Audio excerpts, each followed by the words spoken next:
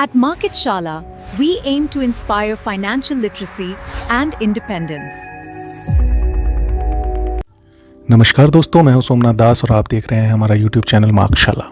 आज की इस वीडियो में हम बात करेंगे निफ्टी फ्यूचर्स के आज यानी कि 9 अप्रैल 2026 के इंट्राडे एक्शन के बारे में और साथ ही समझेंगे कल 10 अप्रैल 2026 के लिए निफ्टी फ्यूचर्स में इंट्राडे ट्रेडिंग का संभावित सेटअप क्या बन सकता है। वीडियो के अंत में हम पिछले 24 घंटों के कुछ महत्वपूर्ण ग्लोबल और जियोपॉलिटिकल अपडेट्स भी देखेंगे जो आने वाले समय में बाजार की दिशा को प्रभावित कर सकते हैं।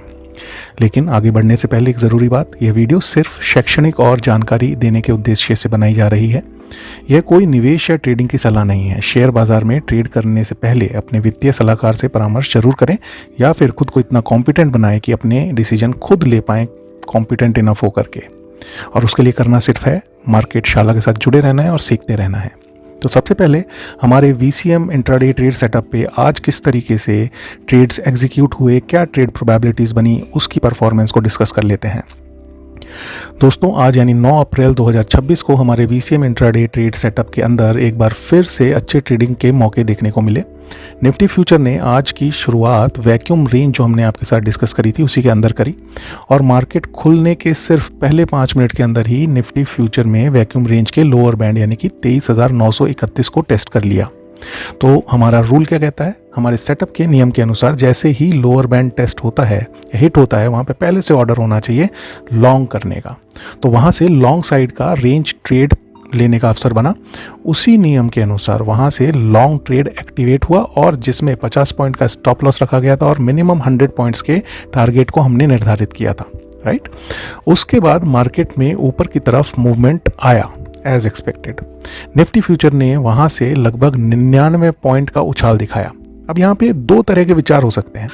कुछ ट्रेडर्स कह सकते हैं कि 99 और 100 पॉइंट के बीच कोई फ़र्क नहीं है, जबकि कुछ लोग ये कहेंगे कि क्योंकि सिस्टम में 100 पॉइंट्स का टारगेट रखा गया था इसलिए प्रॉफिट बुकिंग नहीं हो पाई। दोनों ही विचार अपनी जगह सही हैं। लेकिन अगर हम यह मान लें कि टारगेट 1 पॉइंट से मिस हो गया और बाद में उसके चलते स्टॉप लॉस हिट हो गया, तब भी हमारे पास एक दूसरा मौका था। लेकिन यहाँ पे एक सोचने वाली बात है कि हमें अपने स्किल्स पे काम करने की ज़रूरत है। अगर हमारा टारगेट 1 पॉइंट की वजह से मिस हो रहा है तो कुछ ना कुछ हमें अपने स्किल्स के ऊपर ऐसा काम करना चाहिए कि 100 की जगह अगर 99 पॉइंट्स मिल रहे हैं तो हम वहाँ पे प्रॉफिट बुक कर पाएँ। उसके लिए आपको अपने एक्सपीरियंस को बढ़ाते रहना है और सीखते रहना है। तो सेकेंड ट्रेड का मौका और मिला। मान लेते हैं यहाँ पे एक स्टॉप लॉस हिट हो गया है क्योंकि 100 पॉइंट्स की जगह 99 पॉइंट्स जो है खाली अचीव हो रहे थे, इसलिए वहाँ पे हमने प्रॉफिट बुक नहीं किया, मान लेते हैं। हालांकि ये प्रैक्टिकली होता नहीं है। तो फिर हमारे पास रूल के हिसाब से सेकंड ट्रेड लेने का मौका था। मार्केट ने बाद में 23,931 के स्तर को निर्णायक रूप से तोड़ दिया क्योंकि ऑब्वियस है ना, 50 पॉइंट का अगर स्टॉप लॉस हिट हुआ है तो डेफिनेटली 23,931 का जो लोअर बैंड है वो निर्णायक रूप से टूट ही गया था। इसके बाद मार्केट ने उसी लेवल को दोबारा से रीटेस्ट किया और वहीं से कमजोरी स्पष्ट रूप से दिखाई देने लगी क्योंकि वो एक अब सप्लाई जोन बन चुका था, राइट। ऐसी स्थिति में शॉर्ट साइड का मोमेंटम ट्रेड एक्टिवेट होना था क्योंकि 23,931 जो लोअर बैंड है उसके नीचे शॉर्ट साइड का मोमेंटम ट्रेड एक्टिवेट होने की बात हमने करी थी। 5 मिनट का जो इंट्राडे चार्ट आप देख रहे हैं उसमें 23,931 के नीचे शॉर्ट साइड का मोमेंटम ट्रेड एग्जीक्यूट हुआ। इस ट्रेड में वही नियम लागू रहा कि 50 पॉइंट का मिनिमम हम स्टॉप लॉस लेकर के चलेंगे और कम से कम 100 पॉइंट्स का टारगेट हम अचीव करेंगे। इसके बाद मार्केट में मजबूत गिरावट आई और निफ्टी फ्यूचर्स उस लेवल से 182 पॉइंट्स तक नीचे चला गया। इस प्रकार आराम से 100 पॉइंट्स का न्यूनतम लक्ष्य पूरा हो गया और पूरा ट्रेडिंग सेशन अंततः प्रॉफिट के साथ समाप्त हुआ। अब आप कहेंगे भाई एक तो लॉस में गया हमारा ट्रेड और दूसरा प्रॉफिट में गया, तो अंततः कैसे हम प्रॉफिट में बंद हुए। हम 1:2 के रिस्क एंड रिवॉर्ड के साथ चल रहे हैं। 50 पॉइंट हमने एक ट्रेड में खोए और दूसरे ट्रेड में हमने 100 पॉइंट्स अर्न किए। तो अंततः हमारे पास जो हमारी ट्रेड बुक है वो 50 पॉइंट्स के प्रॉफिट में रही। तो यही फ़ायदा है जब आप रिस्क एंड रिवॉर्ड को अपने फेवर में लेकर के चलते हैं। तो ये पूरा डिस्कशन जो है मेरा, इसका पर्पज़ ये होता है कि आप समझ पाएँ कि मैंने एक दिन पहले ट्रेड सेटअप आपके साथ डिस्कस कर लिया, अगले दिन किस तरीके से एग्जीक्यूट हुआ भी कि नहीं हुआ, नो ट्रेड डे तो नहीं हो गया, जिससे कि एक रेफरेंस पॉइंट आपके लिए जनरेट हो जाए और लर्निंग अधूरी ना रह जाए, राइट। अब बात कर लेते हैं आज का ओवरऑल मार्केट किस तरीके का रहा। पूरे बाजार की अगर हम बात करें तो आज बाजार में थोड़ा दबाव देखने को मिला। इसका मुख्य कारण था कल की तेजी के बाद एक मुनाफा वसूली मान सकते हैं। कल बहुत बेहतरीन जो है मार्केट की परफॉर्मेंस दिखाई दी, तो वहाँ पे जो शॉर्ट टर्म ट्रेडर्स हैं उन्होंने मुनाफा वसूली करना उचित समझा होगा। और साथ ही जो मेन रीज़न था वो था वेस्ट एशिया से जुड़ी जियोपॉलिटिकल अनिश्चितता। हालांकि हाल ही में 2 हफ्ते के सीज़ फायर की चर्चा हुई है, लेकिन अभी भी दोनों पक्षों के बीच पूरी स्पष्टता दिखाई नहीं दे रही है। इस वजह से ग्लोबल मार्केट्स में थोड़ी अनिश्चितता का माहौल जो है बना हुआ है, और ये स्वाभाविक भी है। इतिहास हमें बताता है कि युद्ध शुरू करना आसान होता है दोस्तों, लेकिन उसे पूरी तरह समाप्त करना काफ़ी समय और प्रयास मांगता है, और वही चल भी रहा है। इसी कारण निवेशक अभी थोड़े सावधान दिखाई दे रहे हैं, जो कि ज़रूरी भी है। आज के आंकड़ों पर अगर नज़र डालें तो निफ्टी 50 स्पॉट इंडेक्स जो है लगभग 0.93% की गिरावट के साथ बंद हुआ। हालांकि बाजार की जो ब्रेड्थ है वो मार्केट ब्रेड्थ जो है संतुलित दिखाई दे रही है। एडवांस डिक्लाइन रेशो ऑलमोस्ट जो है बढ़ने वाले और गिरने वाले शेयर्स की संख्या लगभग बराबर है, क्योंकि मिड कैप और स्मॉल कैप शेयरों में एक अच्छी मजबूती दिखाई दी। इस रीज़न के चलते जो है मार्केट ब्रेड्थ बैलेंस्ड हम कंसीडर कर सकते हैं। वॉलेटिलिटी इंडिकेटर जो है इंडिया विक्स बढ़कर फिर जो है 20 के ऊपर आ गया है, 20.42 के स्तर पर बंद हुआ है, जो कि थोड़ी सावधानी का संकेत दे रहा है। करेंसी मार्केट में भी हल्की कमजोरी देखने को मिली है एज कम्पेयर टू येस्टरडे। भारतीय रुपया अभी 92.63 प्रति डॉलर के आसपास ट्रेड करता हुआ दिखाई दे रहा है। दूसरी तरफ जियोपॉलिटिकल अनिश्चितता के कारण ब्रेंट क्रूड ऑयल अभी लगभग कल के कंपैरिजन में बढ़ के लगभग $98 प्रति बैरल के आसपास जो है कारोबार करता हुआ दिख रहा है। हालांकि 100 से भी नीचे है, लेकिन कल के कंपैरिजन में बढ़ा है। रीज़न है वही वेस्ट एशिया का जो जियोपॉलिटिकल अनिश्चितताएं हैं, वो ही रीज़न है जिसकी वजह से ये इंचअप आपको जो है क्रूड ऑयल में देखने को मिल रहा है। टेक्निकल दृष्टिकोण से अगर हम देखें तो कुछ पॉजिटिव चीज़ें जो हम यहाँ पे फिगर आउट कर सकते हैं वो है कि सबसे पहले जो है निफ्टी स्पॉट पे आपको 23,459 के स्तर पर नज़र रखनी होगी, जो कि 20 डेमा का लेवल है, यानी कि 20 दिन का एक्सपोनेंशियल मूविंग एवरेज। और ये लेवल एक सपोर्ट के रूप में जो है मार्केट के लिए काम करेगा। अगर ये टूटता है तो मार्केट में बड़ी गिरावट देखने को मिल सकती है। RSI कल की तरह अभी भी 50 के ऊपर बना हुआ है, जो कि ये संकेत देता है कि व्यापक ट्रेंड अभी भी पूरी तरह कमज़ोर नहीं हुआ है। मतलब आज की गिरावट को आप इतना सीरियसली ना लें, क्योंकि कल और पिछले 3-4 दिनों में देखें ट्रेडिंग डेज में तो मार्केट में एक अच्छे तरीके से भारतीय बाजार में एक positive closing continuous back to back देखने को मिली है। राइट, अब बात कर लेते हैं सबसे इम्पोर्टेंट सेगमेंट की, और वो है हमारा VCM इंट्राडे ट्रेड सेटअप पर 10 अप्रैल 2026 को किस तरीके से हमें अपनी ट्रेड रणनीति, इंट्राडे ट्रेड रणनीति बनानी है और उसको एग्जीक्यूट करना है कंडीशनल वे में। राइट, हमारा ट्रेडिंग फ्रेमवर्क हमेशा नियम आधारित और अनुशासित रहता है और पहले से डिफाइंड रहता है कि किस तरीके की स्थिति आने पे हमें क्या करना है, क्योंकि मार्केट इज गॉड। आप मार्केट को प्रिडिक्ट नहीं कर सकते। मार्केट जिस तरीके से चल रहा है उसी में जा करके, उसी वे में आपको अपने आप को ढाल करके अपनी ट्रेड को एग्जीक्यूट करना होता है। इसका मुख्य उद्देश्य जो है वो है भावनात्मक निर्णयों से बचना। अगर आपके पास पहले से प्री डिफाइंड सेटअप है तो आप इमोशनल होकर के अपने डिसीजंस नहीं लेंगे। रिस्क को आप कंट्रोल में रखेंगे और संभावनाओं के आधार पर ट्रेड लेने पे ज़्यादा बिलीव करेंगे, माने प्रोबेबिलिटी को अपने फेवर में रख करके आपको ट्रेड्स लेनी है।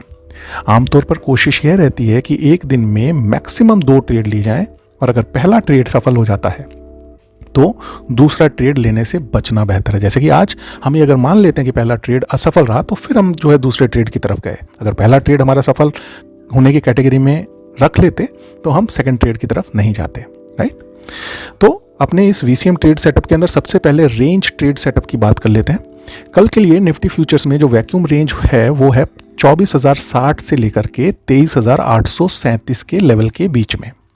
अगर मार्केट इस रेंज के अंदर खुलता है तो हमें ये देखना होगा कि मार्केट में किस एंड को वो पहले हिट करता है, माने अपर बैंड को पहले हिट करता है, यानी कि 24,060 को पहले हिट करता है, या फिर 23,837 को पहले हिट करता है। अगर 24,060 को पहले हिट करता है तो वहाँ से हम शॉर्ट साइड का रेंज ट्रेड इनिशिएट करेंगे 50 पॉइंट के स्टॉप लॉस और मिनिमम 100 पॉइंट्स के टारगेट के साथ। और अगर इसके विपरीत 23,837 का लेवल पहले हिट करता है तो वहाँ से हम लॉन्ग साइड का रेंज ट्रेड इनिशिएट करेंगे 50 पॉइंट के स्टॉप लॉस और 100 पॉइंट्स के मिनिमम टारगेट के साथ। ठीक है, ये रहेगा हमारा रेंज ट्रेड सेटअप। और इसको हम कब इनिशिएट करेंगे? अगर वैक्यूम रेंज के अंदर हमें ओपनिंग मिलती है। और अगर वैक्यूम रेंज के बाहर निफ्टी फ्यूचर ट्रेड करता हुआ हमें दिखाई देता है तो हम क्या करेंगे? 24,060 जो कि अपर बैंड है वैक्यूम रेंज का, अगर उसके ऊपर जो है निफ्टी फ्यूचर हमें कन्विंसिंगली ट्रेड करता हुआ दिखाई देता है तो वहाँ से हम एक लॉन्ग साइड का ट्रेड इनिशिएट करेंगे, लॉन्ग साइड का मोमेंटम ट्रेड इनिशिएट करेंगे, राइट। 50 पॉइंट के स्टॉप लॉस और मिनिमम 100 पॉइंट्स के टारगेट के साथ। इस केस में पहला रेजिस्टेंस हमको देखने को मिलेगा 24,396 पर, अगर 24,396 टूटता है तो उसके बाद सेकंड सपोर्ट हमें, सपोर्ट नहीं, रेजिस्टेंस हमें देखने को मिलेगा 24,834 के लेवल पर। इसके विपरीत अगर निफ्टी फ्यूचर अपने लोअर बैंड को ब्रेक करते हुए 23,837 के नीचे कन्विंसिंगली ट्रेड करता हुआ नजर आता है तो वहां से हम शॉर्ट साइड का एक मोमेंटम ट्रेड इनिशिएट करेंगे विद 50 पॉइंट्स के स्टॉप लॉस और मिनिमम 100 पॉइंट्स के टारगेट के साथ। ऐसी स्थिति में हमें पहला सपोर्ट देखने को मिलेगा 23,663 के पास, और अगर 23,663 का लेवल टूटता है तो सेकंड सपोर्ट हमें देखने को मिलेगा 23,378 के लेवल पर।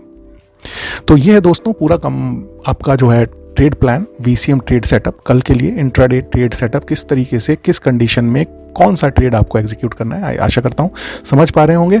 और इसका टेक्स्ट फॉर्मेट हमने डिस्क्रिप्शन में दे रखा है जिसमें कि सारे रूल्स वेल डिफाइंड तरीके से मेंशन है, जिसको एक बार पढ़ना ज़रूरी है जिससे कि कोई गलती ना हो रनिंग मार्केट, लाइव मार्केट के अंदर, राइट। अब बात कर लेते हैं पिछले 24 घंटों में महत्वपूर्ण ग्लोबल अपडेट्स क्या सुनने को मिल रहे हैं। पिछले 24 घंटों में मिडिल ईस्ट की स्थिति को लेकर अनिश्चितता बढ़ी है, जिससे तेल की कीमतों में तेजी देखने को मिली है।